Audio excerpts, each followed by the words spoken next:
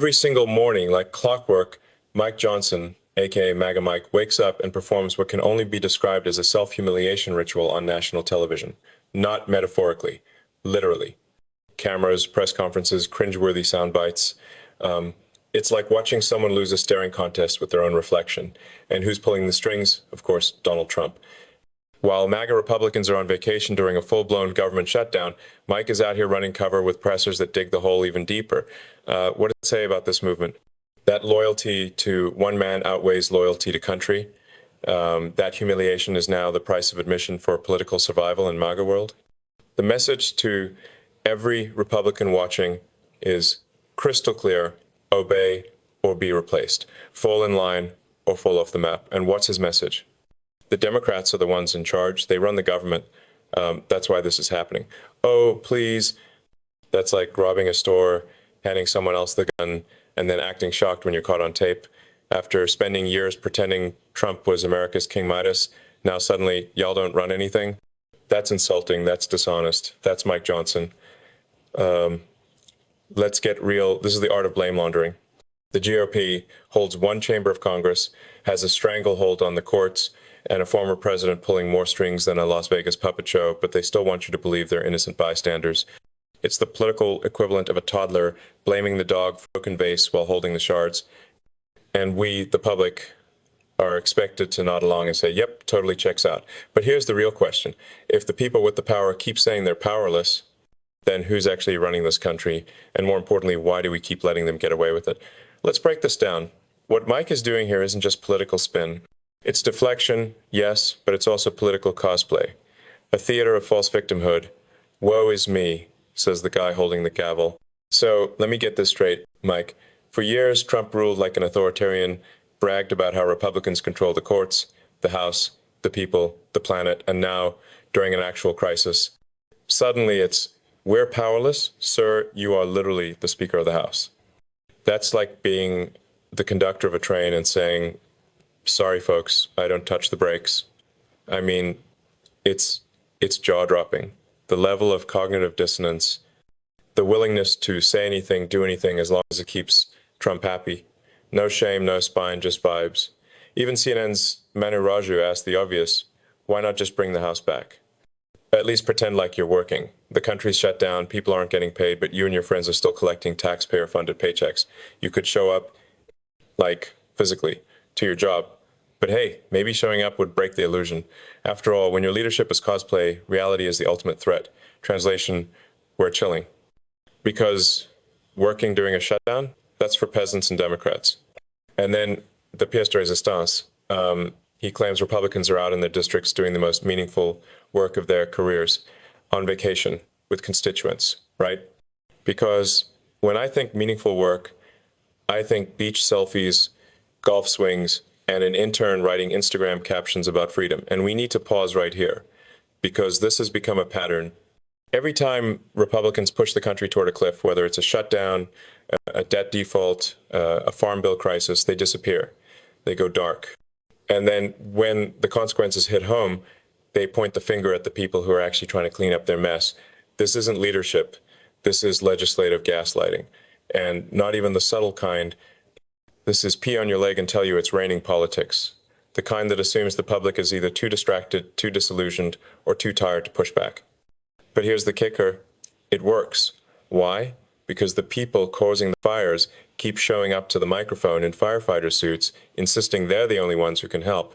And if you dare question it, you're labeled partisan, biased, divisive.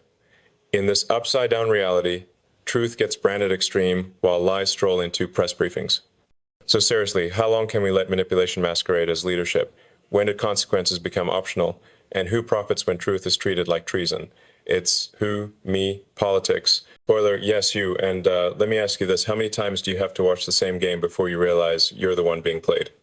Mike then doubles down and says with a straight face that Republicans are the only party that can fix health care. Pause. The same party that tried to repeal the Affordable Care Act without a replacement. The same party that sued to eliminate protections for people with pre-existing conditions. The same party whose healthcare strategy amounts to get rich or die trying, and now they're the saviors of the system. Bless your heart. You have to ask, was this ever about policy? or was it always about symbolism? For a decade, they've treated Obamacare as a punching bag, not because it failed, but because it came from a Democratic president. The GOP never wanted to replace it. They wanted to erase it. And because building something better would mean caring enough to try, oh, you mean the bill that's about to let ACA subsidies expire and cause premiums to spike $20,000 a year for millions? That's the one. Meanwhile, millions of Americans stand to lose access to basic care, and MAGA Republicans are out here trying to sell us that healthcare got fixed while on recess. If this wasn't so dangerous, it'd be an SNL sketch. Actually, scratch that SNL couldn't write anything this absurd. They have standards. They want premiums to skyrocket so they can blame the system they tried to sabotage.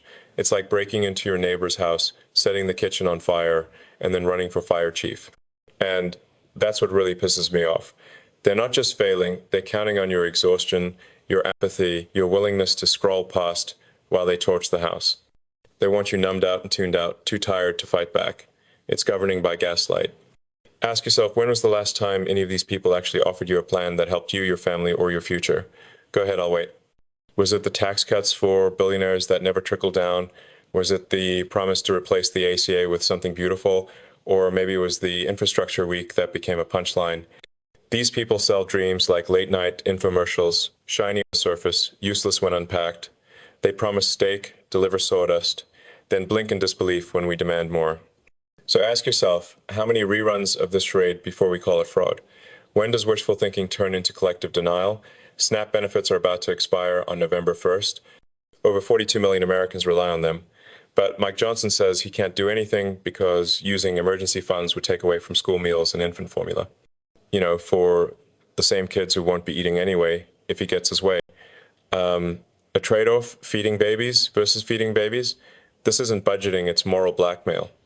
And it forces us to ask, what kind of government do we actually have? One that protects the most vulnerable, or one that uses them as bargaining chips in power plays? If children go hungry while lawmakers fund defense contractors and private jets, then it's not a budget, it's a moral indictment. Let me tell you about Sarah, a single mother in Kansas who wrote to her local paper after the SNAP announcement. She's got 2 kids, works full-time at a nursing home, and still qualifies for food stamps. If those benefits disappear, she said her kids will be skipping dinner 3 nights a week. This is what we call compassionate conservatism in action. Policies so caring they make children ration their meals. In what universe is this acceptable? Certainly not one that calls itself the land of opportunity. While corporate bailouts soar, children scrape by on crackers. The silence? Deafening. If that's not institutional cruelty, then what is?